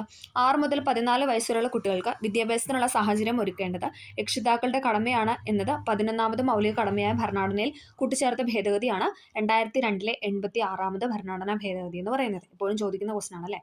86ാം ഭരണഘടനാ ഭേദഗതി 6 മുതൽ 14 വയസ്സുള്ള കുട്ടികൾക്ക് വിദ്യാഭ്യാസം എന്താണ് അത് മൗലിക അവകാശമായിട്ട് കൂട്ടിച്ചേർത്ത ഭേദഗതിയാണ് 2002 86ാം ഭേദഗതി എന്ന് പറയുന്നത്. ഇത്രയാണ് നമുക്ക് അതുമായിട്ട് ബന്ധപ്പെട്ട് പറയാനുള്ളത്. അടുത്ത ചോദ്യം, ഇന്ത്യൻ പാർലമെന്റിന്റെ സംയുക്ത സമ്മേളനം വിളിച്ചു ചേർക്കുന്നത് ആരാണ്? ഇന്ത്യൻ പാർലമെന്റിന്റെ സംയുക്ത സമ്മേളനം വിളിച്ചു ചേർക്കുന്നത് ആരാണ്? ഓപ്ഷൻ ബി ആണ്, രാഷ്ട്രപതിയാണ്, പ്രസിഡന്റ് ആണ് അല്ലേ. പ്രസിഡന്റ് ആണ് സംയുക്ത സമ്മേളനം വിളിച്ചു ചേർക്കുന്നത്. രാഷ്ട്രപതി എന്ന് പറയുന്നത് പാർലമെന്റിന്റെ അംഗമല്ല, പക്ഷേ പാർലമെന്റ് സമ്മേളനം വിളിക്കുക, സംയുക്ത സമ്മേളനത്തെ അഭിസംബോധന ചെയ്യുക, ബില്ലുകൾക്ക് അംഗീകാരം നൽകുക, ഈ ചുമതലകൾ നിർവഹിക്കുന്ന രാഷ്ട്രപതി പാർലമെന്റിന്റെ അവിഭാജ്യ ഘടകമാണ്. ഓക്കെ, രാഷ്ട്രപതി എന്ന് പറയുന്നത് പാർലമെന്റിന്റെ അംഗമല്ല. നമുക്കറിയാം ലോക്സഭ, രാജ്യസഭ, അതോടൊപ്പം രാഷ്ട്രപതി ചേരുന്നതാണ് പാർലമെന്റ് എന്ന് പറയുന്നത്. പക്ഷേ രാഷ്ട്രപതി പാർലമെന്റിന്റെ അംഗമല്ല, എന്നാൽ പാർലമെന്റ് സമ്മേളനം വിളിച്ചു ചേർക്കുക, അതോടൊപ്പം സംയുക്ത സമ്മേളനത്തെ അഭിസംബോധന ചെയ്യുക, ബില്ലുകൾക്ക് അംഗീകാരം നൽകുക, ഈ ചുമതലകളൊക്കെ വഹിക്കുന്ന ആരാണെന്ന് വെച്ചാൽ അത് രാഷ്ട്രപതി ആണ്. ഓക്കെ, ഇന്ത്യക്ക് ഒരു രാഷ്ട്രപതി ഉണ്ടായിരിക്കുമെന്ന് അനുശാസിക്കുന്ന അനുച്ഛേദം ഏതാണെന്ന് ചോദിക്കാൻ, ഏതാണ്? 52 അല്ലേ. ആർട്ടിക്കിൾ 52 പ്രകാരമാണ് ഇന്ത്യക്കൊരു രാഷ്ട്രപതി ഉണ്ടായിരിക്കുമെന്ന് പറയുന്ന ആർട്ടിക്കിൾ എന്ന് പറയുന്നത്. ഇമ്പോർട്ടൻ്റ് ആണ്, അതൊന്ന് ഓർത്ത് വയ്ക്കുക. ഓക്കെ, ഇലക്ട്രൽ കോളേജാണ് രാഷ്ട്രപതിയെ തിരഞ്ഞെടുക്കുന്നത്. അപ്പോൾ നമുക്ക് ആ ഇലക്ട്രൽ കോളേജിൽ ഉൾപ്പെടുന്ന ആരൊക്കെയാണെന്ന് ചോദിക്കാം. നമുക്ക് എപ്പോഴും എക്സാമിന് ചോദിക്കുന്ന ഒരു ക്വസ്റ്റൻ ആണ്, ഇലക്ട്രൽ കോളേജിൽ ആരൊക്കെയാണോ ഉൾപ്പെടുന്നത്. ഓക്കെ, ലോകസഭയിലെയും രാജ്യസഭയിലെയും തിരഞ്ഞെടുക്കപ്പെട്ട അംഗങ്ങൾ, എപ്പോഴും ഓർത്താൽ മതി, തിരഞ്ഞെടുക്കപ്പെട്ട അംഗങ്ങളായിരിക്കും രാഷ്ട്രപതിയെ നാമനിർദ്ദേശം ചെയ്യുന്നത്. അതോടൊപ്പം ഉപരാഷ്ട്രപതിയാണ് അങ്ങനെയല്ല. ഓക്കെ, അപ്പോൾ നമ്മൾ അത് മാത്രം ഒന്ന് പഠിച്ചു വയ്ക്കുക. തിരഞ്ഞെടുക്കപ്പെട്ട അംഗങ്ങളായിരിക്കും എപ്പോഴും രാഷ്ട്രപതിയെ നാമനിർദ്ദേശം ചെയ്യുന്നത്. ഓക്കെ, ലോകസഭയിലെയും രാജ്യസഭയിലെയും തിരഞ്ഞെടുക്കപ്പെട്ട അംഗങ്ങൾ, സംസ്ഥാന നിയമസഭയിലെ തിരഞ്ഞെടുക്കപ്പെട്ട അംഗങ്ങൾ, കേന്ദ്രഭരണ പ്രദേശങ്ങളിലെ തിരഞ്ഞെടുക്കപ്പെട്ട നിയമസഭാ അംഗങ്ങൾ. കേന്ദ്രഭരണ പ്രദേശം എന്ന് ഉദ്ദേശിക്കുന്നത് ഡൽഹിയും പുതുച്ചേരിയുമാണ്. ഓക്കെ, ഒന്നും കൂടെ പറയാം. ലോകസഭയിലെയും രാജ്യസഭയിലെയും തിരഞ്ഞെടുക്കപ്പെട്ട അംഗങ്ങൾ, സംസ്ഥാന നിയമസഭയിലെ തിരഞ്ഞെടുക്കപ്പെട്ട അംഗങ്ങൾ, കേന്ദ്രഭരണ പ്രദേശങ്ങളിലെ തിരഞ്ഞെടുക്കപ്പെട്ട നിയമസഭാ അംഗങ്ങളായിരിക്കും രാഷ്ട്രപതി തിരഞ്ഞെടുപ്പ്, അതായത് ഇലക്ട്രൽ കോളേജിലെ അംഗങ്ങൾ എന്ന് പറയുന്നത്. അതൊന്ന് ഓർത്തു വയ്ക്കുക. അടുത്ത ചോദ്യം, 1947 ഐക്യകേരള കൺവെൻഷൻ നടന്നത് എവിടെയാണെന്നാണ് ചോദിക്കുന്നത്. എവിടെയാണ്? ഓപ്ഷൻ എ, തൃശ്ശൂരിലാണ് അല്ലേ. 1947 ഐക്യകേരള കൺവെൻഷൻ നടന്നത് തൃശ്ശൂർ ജില്ലയിലാണ്. 1947 ആദ്യത്തെ ഐക്യകേരള സമ്മേളനത്തിന് അധ്യക്ഷൻ ആരാണെന്ന് വെച്ചാൽ അതാരാണ്? കേരള ഗാന്ധി എന്നറിയപ്പെടുന്ന കെ കേളപ്പനാണ് അല്ലേ. 1947 ഐക്യകേരള കൺവെൻഷൻ തൃശ്ശൂർ ജില്ലയിൽ നടന്നത്. അതിലെ ആദ്യത്തെ അധ്യക്ഷൻ ആരാണെന്ന് വെച്ചാൽ അത് കെ കേളപ്പനാണ്. ഓക്കെ, ആദ്യത്തെ ഐക്യകേരള കൺവെൻഷൻ ഉദ്ഘാടനം ചെയ്തത് ആരാണെന്ന് ചോദിച്ചാൽ അത് കേരളവർമ്മ ഏഴാമനാണ്. PYKയോട് ചോദിച്ച ക്വസ്റ്റനാണ്. ആദ്യത്തെ ഐക്യകേരള മഹാസമ്മേളനം ഉദ്ഘാടനം ചെയ്തത് കേരളവർമ്മ ഏഴാമനാണ്. കേരളവർമ്മ ഏഴാമൻ. ഐക്യകേരള തമ്പുരാൻ എന്നറിയപ്പെടുന്ന കൊച്ചിയിലെ രാജാവാണ് കേരളവർമ്മ ഏഴാമൻ എന്ന് പറയുന്നത്. ഐക്യകേരള തമ്പുരാൻ എന്നറിയപ്പെടുന്ന കൊച്ചിയിലെ രാജാവാണ് കേരളവർമ്മ ഏഴാമൻ എന്ന് പറയുന്നത്. അദ്ദേഹമായിരുന്നു മഹാസമ്മേളനം, ആദ്യത്തെ ഐക്യകേരള മഹാസമ്മേളനം ഉദ്ഘാടനം ചെയ്തതെന്ന് പറയാം. അധ്യക്ഷൻ ചോദിച്ചാൽ അത് കെ കേളപ്പനാണ്. വർഷം 1947 എവിടെയായിരുന്നു എന്ന് ചോദിച്ചാൽ അത് തൃശ്ശൂർ ജില്ലയിലാണ്. ഇന്ത്യ രണ്ടാം ഐക്യകേരള സമ്മേളനം നടന്നത് അത് ആലുവയിലാണ്. ഏതായിരിക്കും വർഷം? തൊട്ടടുത്ത വർഷം അല്ലേ, 1948. 1948 ആലുവയിലായിരുന്നു രണ്ടാമത്തെ ഐക്യകേരള മഹാസമ്മേളനം നടന്നത്. ഇന്ത്യക്ക് സ്വാതന്ത്ര്യം ലഭിച്ചതിന് ശേഷം നടന്ന ആദ്യത്തെ ഐക്യകേരള മഹാസമ്മേളനം ചോദിക്കാനുള്ളത് 1947 സമ്മേളനം. കാരണം എന്താണ്? 47 ഇന്ത്യക്ക് സ്വാതന്ത്ര്യം ലഭിച്ചത്. അപ്പം 48 നടന്ന രണ്ടാമത്തെ ഐക്യകേരള മഹാസമ്മേളനമാണ് ഇന്ത്യക്ക് സ്വാതന്ത്ര്യം ലഭിച്ചതിന് ശേഷം നടന്ന സമ്മേളനം എന്ന് പറയുന്നത്. രണ്ടാം ഐക്യകേരള മഹാസമ്മേളനത്തിന് അധ്യക്ഷൻ ചോദിച്ചാലും അത് കെ കേളപ്പൻ തന്നെയാണ്. ഓക്കെ, ഒന്നാമത്തെയും രണ്ടാമത്തെയും അധ്യക്ഷനാരായിരുന്നു കെ കേളപ്പൻ തന്നെയാണ്. രണ്ടാം ഐക്യകേരള മഹാസമ്മേളനത്തിൽ പങ്കെടുത്ത കൊച്ചിയിലെ രാജാവ് ചോദിച്ചാൽ അത് രാമവർമ്മ പരീക്ഷിത്ത് തമ്പുരാനാണ്. അതങ്ങനെ ചോദിച്ച് കണ്ടിട്ടില്ല. ഓക്കെ, അടുത്തൊരു ചോദ്യം, ഐക്യകേരളം എന്ന കവിത എഴുതിയത് ആരാണ്? അത് എഴുതിയത് ബാലാമണി അമ്മയാണ്. ഇമ്പോർട്ടൻ്റ് ആണ്. ഐക്യകേരളം എന്ന കവിത എഴുതിയത് ആരാണെന്ന് ചോദിച്ചാൽ അത് ബാലാമണി അമ്മയാണ്. ഐക്യകേരളം എന്ന കവിത ബാലാമണി അമ്മ. ഐക്യകേരളം ആവശ്യപ്പെട്ടുകൊണ്ട് EMS രചിച്ച കൃതിയാണ്. എപ്പോഴും PSC ചോദിക്കുന്ന ക്വസ്റ്റൻ ആണ്. ഏതാണ്? 1.25 കോടി മലയാളികൾ. 1.25 കോടി മലയാളികൾ എന്ന കൃതി ആരുടെയാണെന്ന് എപ്പോഴും ചോദിക്കുന്നതാണ്. അത് EMS നമ്പൂതിരിപ്പാടിൻ്റെയാണ്. ഓക്കെ, അദ്ദേഹം ഐക്യകേരളം ആവശ്യപ്പെട്ടുകൊണ്ട് രചിച്ച കൃതിയാണ്. EMS നമ്പൂതിരിപ്പാട് ഐക്യകേരളം ആവശ്യപ്പെട്ടുകൊണ്ട് രചിച്ച കൃതിയാണ് 1.25 കോടി മലയാളികൾ എന്ന് പറയുന്നത്. അടുത്തൊരു ഇമ്പോർട്ടൻ്റ് ആയ പോയിന്റാണ്, ഐക്യകേരള പ്രതിജ്ഞ എഴുതിയത് ആരാണ്? നമ്മൾ പറഞ്ഞു ഐക്യകേരളം എന്ന കവിത എഴുതിയത് ബാലാമണിയമ്മയാണ്. ഐക്യകേരള പ്രതിജ്ഞ എഴുതിയത് ആരാണെന്ന് വെച്ചാൽ അത് NV കൃഷ്ണവാര്യരാണ്. ഐക്യകേരള പ്രതിജ്ഞ എഴുതിയത് ആരാണെന്ന് വെച്ചാൽ അത് NV കൃഷ്ണവാര്യരാണ്. തിരുവിതാംകൂറിലെ ആദ്യത്തെ പ്രധാനമന്ത്രി ആരാണെന്ന് വെച്ചാൽ അത് പട്ടം താണുപിള്ളിയാണ്. ഇമ്പോർട്ടൻ്റ് ആണ്. തിരുവിതാംകൂറിലെ ആദ്യത്തെ പ്രധാനമന്ത്രി ചോദിക്കണമെങ്കിൽ അത് പട്ടം താണുപിള്ളിയാണ്. തിരുവിതാംകൂറിലെ അവസാനത്തെ പ്രധാനമന്ത്രി അതും ചോദിച്ചിട്ടുണ്ട്. അതാണ് പറവൂർ TK നാരായണപിള്ളിയാണ്. തിരുവിതാംകൂറിലെ ആദ്യത്തെ പ്രധാനമന്ത്രി ചോദിച്ചാൽ അത് പട്ടം താണുപിള്ളിയാണ്. തിരുവിതാംകൂറിലെ അവസാനത്തെ പ്രധാനമന്ത്രി ചോദിക്കണമെങ്കിൽ അത് പറവൂർ TK നാരായണപിള്ളിയാണ്. ഓക്കെ, തിരുക്കൊച്ചി ലയനത്തെ എതിർത്തുകൊണ്ട് കൊച്ചിയിൽ രൂപം കൊണ്ട പാർട്ടിയാണ് കൊച്ചിൻ പാർട്ടി എന്ന് പറയുന്നത് 1949. നമുക്കറിയാം തിരുക്കൊച്ചി രൂപീകൃതമായത് 1949 അപ്പം അതിന്റെ ആ ഒരു ലയനത്തെ എതിർത്തുകൊണ്ട് കൊച്ചിയിൽ രൂപം കൊണ്ട പാർട്ടിയാണ് കൊച്ചിൻ പാർട്ടി എന്ന് പറയുന്നത്. ഓക്കെ, അത്ര ഇമ്പോർട്ടൻ്റ് അല്ല. പക്ഷേ തിരുക്കൊച്ചി ലയനം നടന്ന വർഷം ചോദിക്കാനുള്ളത് 1949. ഓക്കെ, അപ്പോൾ നമ്മൾ ഇത്രയും പോയിന്റ്സ് ആണ് ഇതുമായിട്ട് ബന്ധപ്പെട്ട് പറയുന്നത്. 47 ഐക്യകേരള കൺവെൻഷൻ നടന്നത് തൃശ്ശൂരാണ്. അധ്യക്ഷൻ കെ കേളപ്പനായിരുന്നു. അതിൽ ഉദ്ഘാടനം ചെയ്തത് ആരാണെന്ന് വെച്ചാൽ അത് കേരളവർമ്മ ഏഴാമനാണ്. ഓക്കെ, അത് ഓർത്തിരിക്കുക. അതോടൊപ്പം രണ്ടാമത്തെ ഐക്യകേരള മഹാസമ്മേളനം നടന്നത് 48 ആലുവയിലാണ്. അതും അതിന്റെ അധ്യക്ഷൻ ചോദിച്ചാൽ അത് കെ കേളപ്പനാണ്. ഐക്യകേരളം എന്ന കവിത എഴുതിയത് ബാലാമണിയമ്മയാണ്. ഐക്യകേരളം ആവശ്യപ്പെട്ടുകൊണ്ട് EMS നമ്പൂതിരിപ്പാട് രചിച്ച കൃതിയാണ് 1.25 കോടി മലയാളികൾ. പിന്നെ ഐക്യകേരള പ്രതിജ്ഞ എഴുതിയത് NV കൃഷ്ണവാര്യരാണ്. ഇത്രയും പോയിന്റാണ് എപ്പോഴും ചോദിക്കുന്നത്. പിന്നെ തിരുക്കൊച്ചി ലയനം നടന്ന വർഷം 1949 ജൂലൈ 1 അതുകൊണ്ട് ഒന്ന് ഓർത്തിരിക്കുക, ഇമ്പോർട്ടൻ്റ് ആണ്. തിരുക്കൊച്ചി ലയനം നടന്നത് 1949 ജൂലൈ 1. ഓക്കെ, അടുത്തത് സമത്വ സമാജം എന്ന സംഘടന സ്ഥാപിച്ച സാമൂഹിക പരിഷ്കർത്താവാണ് ആര്? ഓപ്ഷൻ ഡി വൈകുണ്ഠ സ്വാമികൾ എന്ന് പറയുന്നത്. സമത്വ സമാജം എന്ന സംഘടന സ്ഥാപിച്ച സാമൂഹിക പരിഷ്കർത്താവാണ് വൈകുണ്ഠ സ്വാമികൾ. കേരളത്തിലെ ആദ്യത്തെ സാമൂഹിക പരിഷ്കരണ സംഘടനയാണ് ഏത്? സമത്വ സമാജം എന്ന് പറയുന്നത്. വർഷം ചോദിച്ചാലോ അത് 1836. 1836. ഓക്കെ, കേരളത്തിലെ ആദ്യത്തെ സാമൂഹിക പരിഷ്കരണ സംഘടനയാണ് സമത്വ സമാജം എന്ന് പറയുന്നത്. 1836 സ്ഥാപിച്ചാരാണ്? നമ്മൾ പറഞ്ഞു വൈകുണ്ഠ സ്വാമികളാണ് അല്ലെ. സമത്വ സമാജം സ്ഥാപിച്ചത് വൈകുണ്ഠ സ്വാമികളാണ്. ഓക്കെ, ബ്രിട്ടീഷുകാരെ വൈറ്റ് ഡെവിൾസ് അല്ലെങ്കിൽ വെണ്ണീജ ഭരണം എന്ന് വിളിച്ചത് വെണ്ണീജൻ എന്ന് വിളിച്ചത് ആരാണെന്ന് വെച്ചാൽ അത് വൈകുണ്ഠ സ്വാമികളാണ്. ബ്രിട്ടീഷുകാരെ വെണ്ണീജൻ എന്ന് വിശേഷിപ്പിച്ച ആരാണെന്ന് വെച്ചാൽ അത് വൈകുണ്ഠ സ്വാമികളാണ്. തിരുവിതാംകൂർ ഭരണത്തെ അനന്തപുരത്തെ നീചഭരണം എന്ന് വിളിച്ചതും വൈകുണ്ഠ സ്വാമികളാണ്. ഇമ്പോർട്ടൻ്റ് ആണ്. തിരുവിതാംകൂർ ഭരണത്തെ അനന്തപുരത്തെ നീചഭരണം എന്ന് വിശേഷിപ്പിച്ച ആരാണെന്ന് വെച്ചാൽ അത് വൈകുണ്ഠ സ്വാമികളാണ്. ഓക്കെ, വൈകുണ്ഠ സ്വാമികളുമായി ബന്ധപ്പെട്ടൊരു ക്വസ്റ്റ്യൻ നമുക്ക് പ്രീവിയസ് ഇയറിൽ വന്നു നോക്കാം. സ്റ്റേറ്റ്മെന്റ് ആണ് തന്നിരിക്കുന്നത്. ഓക്കെ, വില്ലുവണ്ടി സമരം നയിച്ചു എന്ന് പറയുന്ന ഒരു പോയിന്റ് തന്നു. അത് തെറ്റാണ് അല്ലേ. വില്ലുവണ്ടി സമരം നയിച്ചത് അത് അയ്യങ്കാളിയാണ്. ഓക്കെ, സമത്വ സമാജം എന്ന സംഘടന രൂപീകരിച്ചു. അത് ശരിയായിട്ടുള്ള പോയിന്റ് ആണ്. ക്ഷേത്രപ്രവേശന നിരോധനത്തിനെതിരെ ശബ്ദമുയർത്തിയ വ്യക്തിയാണ് വൈകുണ്ഠസ്വാമി. അത് ശരിയായ പോയിന്റ് ആണ് അല്ലെ. ക്ഷേത്രപ്രവേശന നിരോധനത്തിനെതിരെ ശബ്ദമുയർത്തിയ വ്യക്തിയാണ് ആര്? വൈകുണ്ഠസ്വാമികൾ എന്ന് പറയുന്നത്. മേൽമുണ്ട് ധരിക്കൽ നിരോധനത്തിനെതിരെ ശബ്ദമുയർത്തി. അതും ശരിയായ പോയിന്റ് ആണ് അല്ലെ. മേൽമുണ്ട് ധരിക്കൽ നിരോധനത്തിനെതിരെ ശബ്ദമുയർത്തി. ഈ 4 സ്റ്റേറ്റ്മെന്റാണ് തന്നിരുന്നത്. അതിൽ തെറ്റായത് ഏതെന്നാണ് ചോദിച്ചിരുന്നത്. വില്ലുവണ്ടി സമരം നയിച്ചത് അത് അയ്യങ്കാളിയായിരുന്നു. ബാക്കി 3 സ്റ്റേറ്റ്മെന്റും അതായത് സമത്വ സമാജം എന്ന സംഘടന രൂപീകരിച്ചു, ക്ഷേത്രപ്രവേശന നിരോധനത്തിനെതിരെ ശബ്ദമുയർത്തി, മേൽമുണ്ട് ധരിക്കൽ നിരോധനത്തിനെതിരെ ശബ്ദമുയർത്തി. ഇത് 3ഉം വൈകുണ്ഠ സ്വാമികളുമായി ബന്ധപ്പെട്ട സ്റ്റേറ്റ്മെന്റ് ആയിരുന്നു. ഓക്കെ, നമുക്ക് അടുത്ത ചോദ്യത്തിലോട്ട് കടക്കാം. ബ്രിട്ടീഷ് ആധിപത്യത്തിനെതിരായി കേരളത്തിൽ നടന്ന ആദ്യത്തെ സംഘടിത കലാപമാണ് ചോദിച്ചിരിക്കുന്നത്. ഏതാണ്? ഓപ്ഷൻ ബി ആറ്റിങ്ങൽ കലാപമാണ് അല്ലെ. ബ്രിട്ടീഷ് ആധിപത്യത്തിനെതിരായി കേരളത്തിൽ നടന്ന ആദ്യത്തെ സംഘടിത കലാപം ചോദിക്കുകയാണെങ്കിൽ അത് ആറ്റിങ്ങൽ കലാപമാണ്. ഏതാണ് വർഷം? 1721 അല്ലേ. 1721 ഏപ്രിൽ 15 ആറ്റിങ്ങൽ കലാപം നടന്നത്. ഇമ്പോർട്ടൻ്റ് ആണ്. ഇന്ത്യയിൽ ബ്രിട്ടീഷുകാർക്കെതിരെ നടന്ന ആദ്യത്തെ സംഘടിത പ്രക്ഷോഭമാണ് ആറ്റിങ്ങൽ കലാപം. 1721 ഏപ്രിൽ 15 കലാപം നടന്നത്. ഇനി അതേസമയം ബ്രിട്ടീഷുകാർക്കെതിരെ കേരളത്തിൽ നടന്ന ആദ്യത്തെ കലാപം എന്നാണ് ചോദിക്കുകയെങ്കിൽ അത് അഞ്ചുതെങ്ങ് കലാപമാണ് അല്ലേ. അത് അഞ്ചുതെങ്ങ് കലാപമാണ്. അതും എപ്പോഴും ചോദിക്കുന്നതാണ്. വർഷം ചോദിച്ചാലോ അത് 1697. ഓക്കെ, 1697 ആദ്യത്തെ കലാപം ചോദിക്കുക. പക്ഷെ ഇവിടെ ചോദിച്ചിരിക്കുന്നത് സംഘടിത കലാപമാണ് അല്ലെ. എല്ലാവരും കൂടെ ഒത്തുചേർന്ന് സംഘടിപ്പിച്ച് നടത്തിയ ഒരു കലാപമാണ് ഏതെന്ന് പറഞ്ഞാൽ ആറ്റിങ്ങൽ കലാപം. വർഷം 1721. ആറ്റിങ്ങൽ കലാപം നടക്കുമ്പോൾ വേണാട് ഭരണാധികാരി ആരാണെന്ന് വെച്ചാൽ അത് ആദിത്യവർമ്മയാണ് അല്ലെ. കലാപം നടക്കുമ്പോൾ ആറ്റിങ്ങൽ കലാപം നടക്കുമ്പോൾ വേണാടിന്റെ ഭരണാധികാരി ആരാണെന്ന് വെച്ചാൽ അത് ആദിത്യവർമ്മയായിരുന്നു. തലശ്ശേരിയിൽ നിന്നുള്ള ബ്രിട്ടീഷ് സൈനികരായിരുന്നു കലാപം അടിച്ചമർത്തിയത്. എപ്പോഴും ചോദിക്കുന്നതാണ്. എവിടെ നിന്നുള്ള ബ്രിട്ടീഷ് സൈനികരായിരുന്നു ആറ്റിങ്ങൽ കലാപം അടിച്ചമർത്തിയെന്ന് വെച്ചാൽ അത് തലശ്ശേരിയിൽ നിന്നുള്ള ബ്രിട്ടീഷ് സൈനികരായിരുന്നു. അതും BYK ആയിട്ട് ചോദിച്ച ക്വസ്റ്റ്യൻ ആണ്. ഓക്കെ, അടുത്ത ചോദ്യം. 1.25 കോടി മലയാളികൾ എന്ന കൃതിയുടെ കർത്താവായ കേരള മുഖ്യമന്ത്രി നമ്മളിപ്പോൾ പറഞ്ഞ പോയിന്റ് ആണല്ലേ. ഏതാണ്?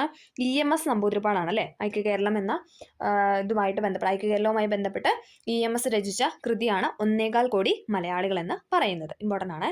അടുത്തത് 1817 തിരുവിതാംകൂറിൽ പ്രാഥമിക വിദ്യാഭ്യാസം സൗജന്യമാക്കിയ ഭരണാധികാരിയാണ് ആര്? ഓപ്ഷൻ എ റാണി ഗൗരി പാർവതിഭായ് എന്ന് പറയുന്നത്. 1817 തിരുവിതാംകൂറിൽ പ്രാഥമിക വിദ്യാഭ്യാസം സൗജന്യമാക്കിയ ഭരണാധികാരിയാണ് റാണി ഗൗരി പാർവതിഭായ് എന്ന് പറയുന്നത്. വിദ്യാഭ്യാസം ഗവൺമെന്റിന്റെ ഉത്തരവാദിത്തമാണെന്ന് പ്രഖ്യാപിച്ച ഭരണാധികാരിയാണ് റാണി ഗൗരി പാർവതിഭായ് എന്ന് പറയുന്നത്. കാലഘട്ടം ചോദിച്ചാൽ അത് 1815 മുതൽ 29 വരെയായിരുന്നു. 1815 മുതൽ 1829 വരെയായിരുന്നു റാണി ഗൗരി പാർവതി ഭായിയുടെ കാലഘട്ടം എന്ന് പറയുന്നത്. വിദ്യാഭ്യാസം ഗവൺമെന്റിന്റെ ഉത്തരവാദിത്തമാണെന്ന് പ്രഖ്യാപിച്ച ഭരണാധികാരിയാണ് റാണി ഗൗരി പാർവതി ഭായ്. തിരുവിതാംകൂറിൽ പ്രാഥമിക വിദ്യാഭ്യാസം നിർബന്ധവും സൗജന്യവുമാക്കിയ ഭരണാധികാരിയാണ് റാണി ഗൗരി പാർവതി ഭായ്. എപ്പോഴും ചോദിക്കുന്നതാണ് പ്രാഥമിക വിദ്യാഭ്യാസം പാർവതി ഭായ്, അങ്ങനെ കണക്ട് ചെയ്ത് വെക്കുക. പ്രാഥമിക വിദ്യാഭ്യാസം നിർബന്ധവും സൗജന്യവുമാക്കിയ ഭരണാധികാരിയാണ് പാർവതി ഭായ് എന്ന് പറയുന്നത്. അടുത്ത ചോദ്യം, G20യുമായി ബന്ധപ്പെട്ട് താഴെ പറയുന്നതിൽ തെറ്റായ പ്രസ്താവന ഏതാണെന്നാണ് ചോദിച്ചിരിക്കുന്നത്. തെറ്റായ പ്രസ്താവനയാണ് ഇവിടെ ചോദിച്ചിരിക്കുന്നത്. ഓപ്ഷൻ സി ആണ് ഇവിടെ തെറ്റായിട്ട് കൊടുത്തിരിക്കുന്നത്. G20യിൽ ഉൾപ്പെട്ട രാജ്യമാണ് ബ്രസീൽ എന്ന് പറയുന്നത്. G20യിൽ അംഗമാണ് ഏതെന്ന് പറഞ്ഞാൽ ബ്രസീൽ എന്ന് പറയുന്നത്. G20ക്ക് സ്ഥിരമായ ആസ്ഥാനമില്ല. ഓക്കെ, G20ക്ക് എന്താണ് സ്ഥിരമായ ഒരു പെർമനന്റ് ആയിട്ടുള്ള ഒരു ആസ്ഥാനമില്ല. എല്ലാ വർഷവും G20 ഉച്ചകോടി നടക്കാറുണ്ട്. അത് ശരിയാണ് അല്ലേ, എല്ലാ വർഷവും G20 ഉച്ചകോടി നടക്കാറുണ്ട്. അടുത്തത്, ഏറ്റവും കൂടുതൽ കടൽ തീരമുള്ള കേരളത്തിലെ ജില്ലയാണ് ഏതെന്ന് പറയുന്നത്. ഓപ്ഷൻ ബി കണ്ണൂർ എന്ന് പറയുന്നത്. കേരളത്തിലെ ഏറ്റവും കൂടുതൽ കടൽ തീരമുള്ള ജില്ലയാണ് കണ്ണൂർ എന്ന് പറയുന്നത്. കേരളത്തിലെ ഏറ്റവും കൂടുതൽ കണ്ടൽക്കാടുകളുള്ള ജില്ല ചോദിച്ചാലോ അതും കണ്ണൂരാണല്ലേ, PYQ ആണ്. കേരളത്തിലെ ഏറ്റവും കൂടുതൽ കണ്ടൽക്കാടുകളുള്ള ജില്ല ചോദിക്കുകയാണെങ്കിൽ അതും കണ്ണൂർ തന്നെയാണ്. അടുത്തത്, ഭാഷയുടെ അടിസ്ഥാനത്തിൽ സംസ്ഥാനങ്ങളെ പുനഃസംഘടിപ്പിക്കുന്നതിനായി രൂപീകരിച്ച സംസ്ഥാന പുനഃസംഘടനാ കമ്മീഷനിൽ ഉൾപ്പെടാത്ത വ്യക്തി ആരാണെന്നാണ് ചോദിച്ചിരിക്കുന്നത്. ഉൾപ്പെടാത്തതാണ് ഇവിടെ ചോദിച്ചിരിക്കുന്നത്. ആരാണ് ഉൾപ്പെടാത്തത്? ഓപ്ഷൻ ബി പോറ്റി ശ്രീരാമുലു ആണ്. Okay, Fazal Ali, Sardar KM Panikkar, HN Kunzru എന്നൊക്കെ പറയുന്നത് എന്താണ് സംസ്ഥാന പുനഃസംഘടനാ കമ്മീഷനിലെ അംഗങ്ങളായിരുന്നു. അതിലെ അധ്യക്ഷൻ ചോദിക്കുകയാണെങ്കിൽ അത് ഫസൽ അലി ആണല്ലേ, എപ്പോഴും ചോദിക്കുന്നതാണ്. അതിലെ അധ്യക്ഷനാണ് ഫസൽ അലി എന്ന് പറയുന്നത്. മലയാളിയായ അംഗം ചോദിച്ചാലോ അത് സർദാർ KM പണിക്കരാണ്. ഓക്കെ, മലയാളിയായ അംഗം എന്ന് ചോദിക്കുകയാണെങ്കിൽ അത് സർദാർ KM പണിക്കരാണ്. അടുത്തത്, ഇന്ത്യയുടെ വിദേശ നയത്തിന്റെ പ്രധാന തത്വങ്ങളിൽ ഉൾപ്പെടുന്നവ ഏതെല്ലാം എന്നാണ് ചോദിച്ചിരിക്കുന്നത്. ഏതെല്ലാമാണ്?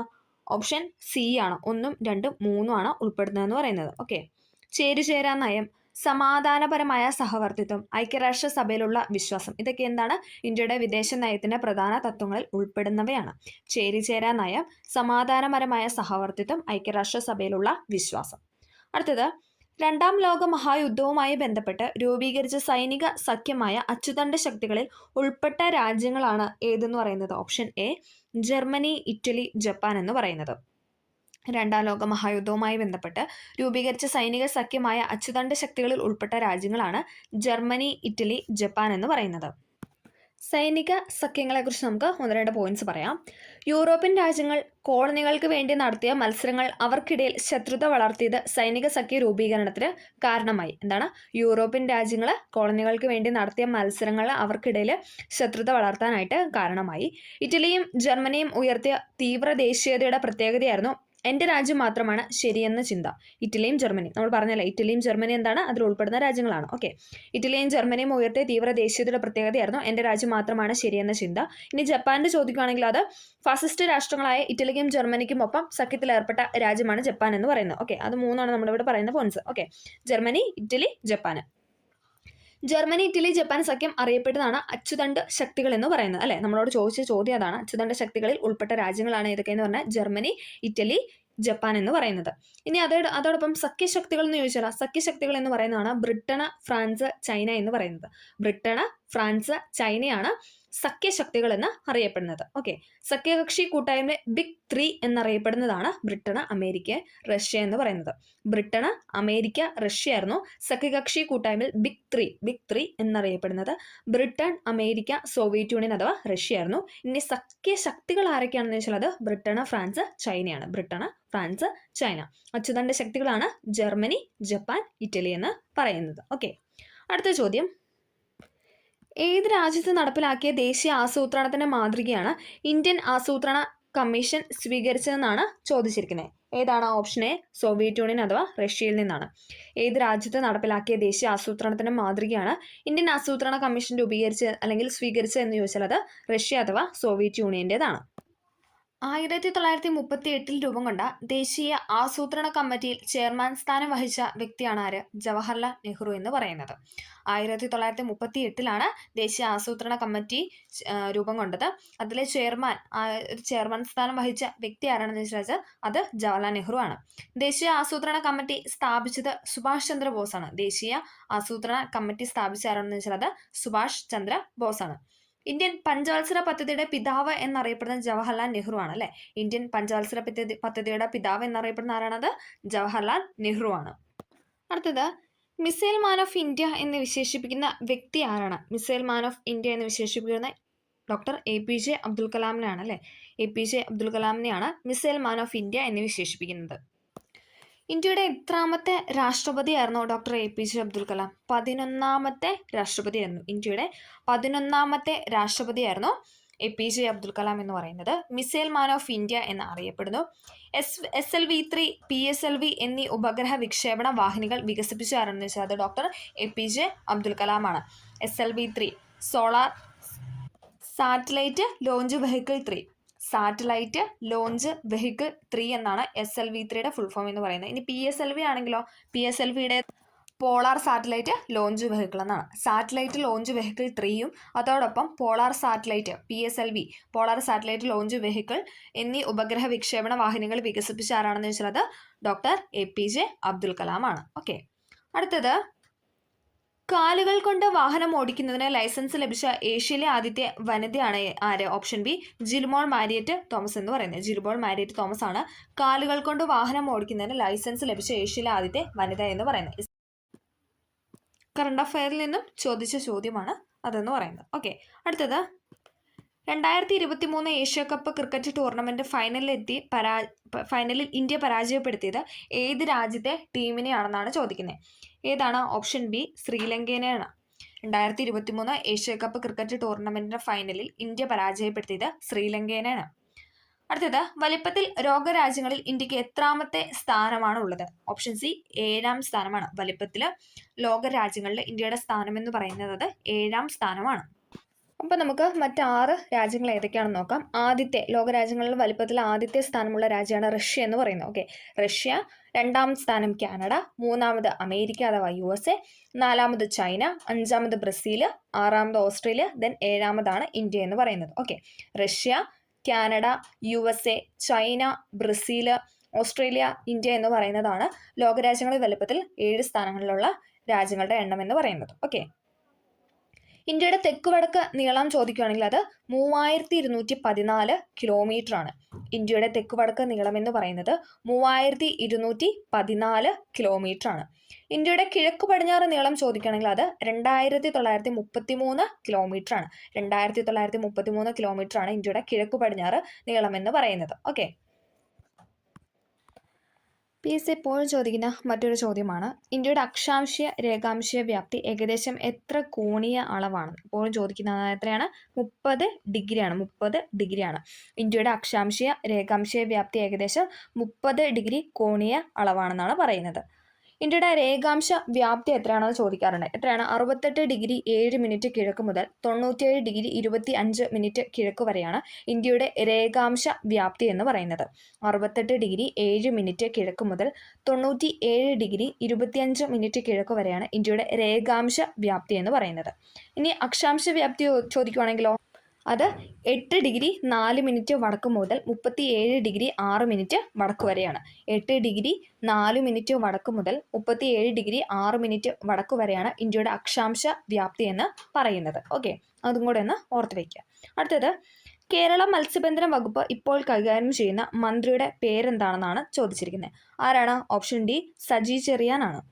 കേരള മത്സ്യബന്ധന വകുപ്പ് കൈകാര്യം ചെയ്യുന്ന മന്ത്രിയാണ് സജി ചെറിയാൻ എന്ന് പറയുന്നത്. ഓപ്ഷൻ ഡി ആണ്. അടുത്തത് കർണാടകയും തമിഴ്നാടുമായി ചേരുന്ന വയനാടിൻ്റെ അതിർത്തിയിൽ 2 ഭാഗങ്ങളിലായി ചിതറിക്കിടക്കുന്ന വന്യജീവി സങ്കേതത്തിൻ്റെ പേരാണ് ഏത്? ഓപ്ഷൻ സി മുത്തങ്ങ വന്യജീവി സങ്കേതം എന്ന് പറയുന്നത്.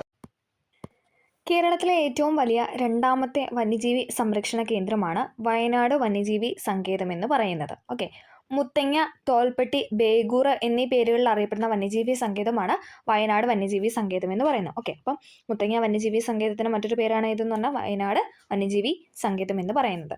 കേരളത്തിലെ ഏറ്റവും വലിയ 2ാമത്തെ വന്യജീവി സംരക്ഷണ കേന്ദ്രമാണ് വയനാട് വന്യജീവി സംരക്ഷണ കേന്ദ്രം. ഓക്കെ, അപ്പം ആദ്യത്തേത് ഏതാണെന്നൊന്ന് കമൻറ്റ് ചെയ്യുക. ഓക്കെ, ഏറ്റവും വലിയ ആദ്യത്തെ വന്യജീവി സംരക്ഷണ കേന്ദ്രം ഏതാണെന്നൊന്ന് കമൻറ്റ് ചെയ്യുക.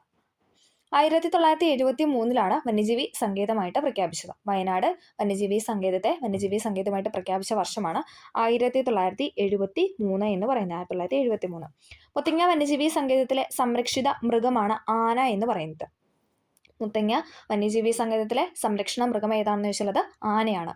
കർണാടക, തമിഴ്നാട് സംസ്ഥാനങ്ങളുമായി അതിർത്തി പങ്കിടുന്ന കേരളത്തിലെ ഏക വന്യജീവി സങ്കേതമാണ് വയനാട് വന്യജീവി സങ്കേതം. നമ്മുടെ ക്വസ്റ്റ്യൻ അതാണ് അല്ലേ. ഓക്കെ, കർണാടക, തമിഴ്നാട് സംസ്ഥാനങ്ങളിലായി അതിർത്തി പങ്കിടുന്ന കേരളത്തിലെ ഏക വന്യജീവി സങ്കേതമാണ് വയനാട് വന്യജീവി സങ്കേതം എന്ന് പറയുന്നത്. നീലഗിരി ബയോസ്ഫിയറിന്റെ ഭാഗമായ കേരളത്തിലെ വന്യജീവി സങ്കേതമാണ് വയനാട് വന്യജീവി സങ്കേതം അല്ലെങ്കിൽ മുത്തങ്ങ വന്യജീവി സങ്കേതം എന്ന് പറയുന്നത്. നീലഗിരി ബയോസ്ഫിയറിന്റെ ഭാഗമായിട്ടുള്ള കേരളത്തിലെ വന്യജീവി സങ്കേതമാണിത്. ഓക്കെ, അടുത്ത ക്വസ്റ്റ്യൻ. 19ാമത് ഏഷ്യൻ ഗെയിംസ് നടന്ന രാജ്യം ഏതാണ്? 19ാമത് ഏഷ്യൻ ഗെയിംസ് നടന്ന രാജ്യമാണ് ചൈന എന്ന് പറയുന്നത്. കറണ്ട് അഫെയർ ആണ്.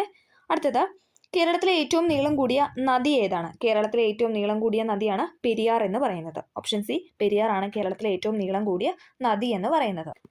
തമിഴ്നാട്ടിലെ സുന്ദരമലയിലെ ശിവഗിരി കുന്നുകളിൽ നിന്നാണ് പെരിയാറിന്റെ ഉത്ഭവം എന്ന് പറയുന്നത്. തമിഴ്നാട്ടിലെ സുന്ദരമലയിലെ ശിവഗിരി കുന്നുകളിൽ നിന്നാണ് പെരിയാറിന്റെ ഉത്ഭവം എന്ന് പറയുന്നത്.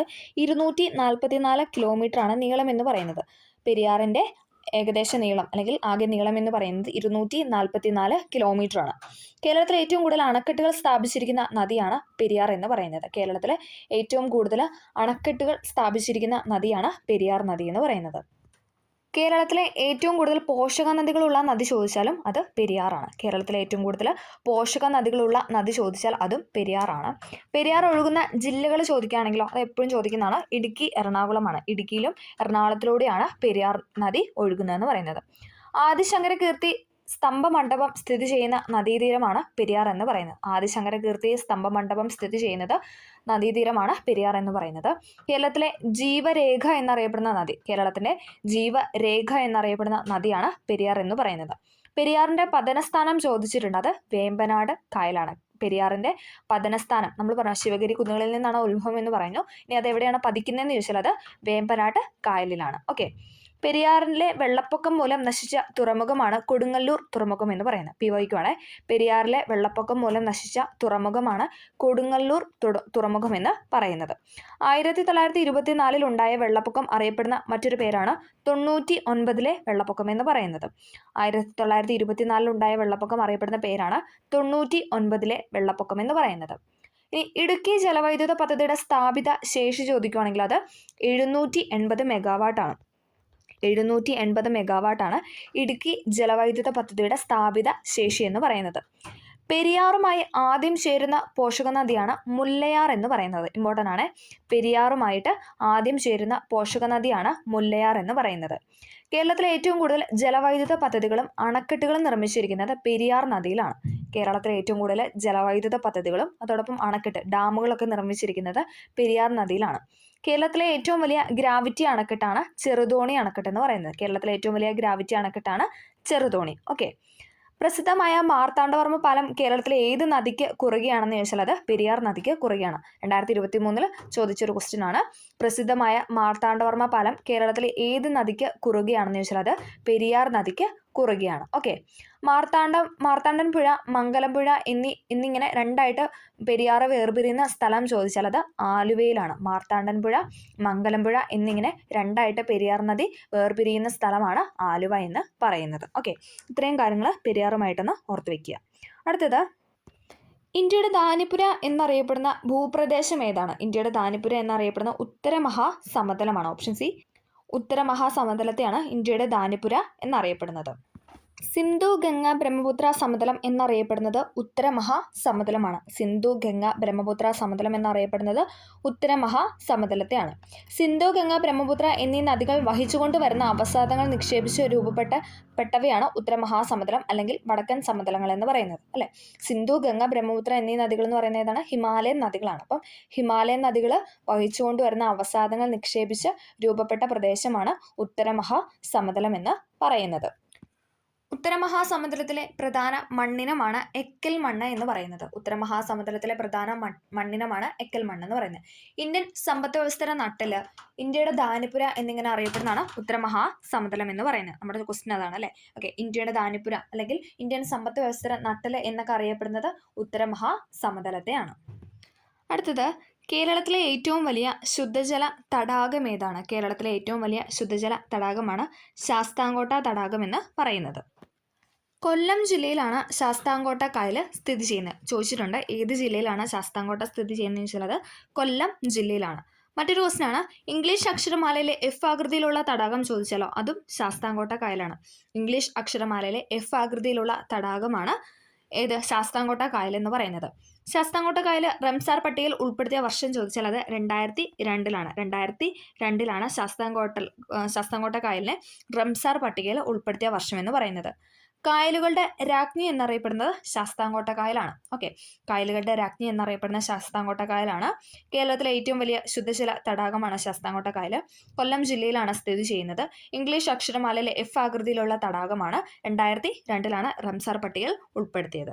അടുത്തത്, കടൽ തീരമുള്ള കേരളത്തിലെ ജില്ലകളുടെ എണ്ണം എത്രയാണ്? കടൽ തീരമുള്ള കേരളത്തിലെ ജില്ലകളുടെ എണ്ണം എന്ന് പറയുന്നത് 9 ആണ്. 9. കടൽ തീരം കൂടുതലുള്ള ജില്ല ചോദിക്കുകയാണെങ്കിൽ അത് കണ്ണൂർ ജില്ലയാണ് അല്ലേ. കേരളത്തിലെ ഏറ്റവും കൂടുതൽ കടൽ തീരമുള്ള ജില്ല എന്ന് പറയുന്നത് കണ്ണൂരാണ്.